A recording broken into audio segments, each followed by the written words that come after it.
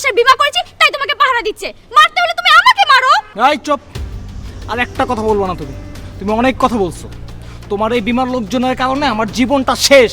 আমি কোথাও যাইতে পারি না, আমার পিছনে পিছনে যায়। আমার কোনো আত্মীয় স্বজনের সাথে আমি কথা বলতে পারি না, আমার কোনো ফ্রেন্ডের সাথে আমি কথা বলতে পারি না। ওরা সব জায়গায় গিয়ে হাজির হয়ে যায়। মানে কি পাইছো তোমরা সবাই মিলে ফাইজলামি শুরু করতো আমার সাথে? এইভাবে চলতে থাকলে তো আমি আর বাঁচতে পারবো না বেশি দিন। আমি আস্তে আস্তে মানসিক রোগী হয়ে যাচ্ছি। আজকে ওরা কি করছো তুমি জানো? আমার অফিসে চলে গেছে।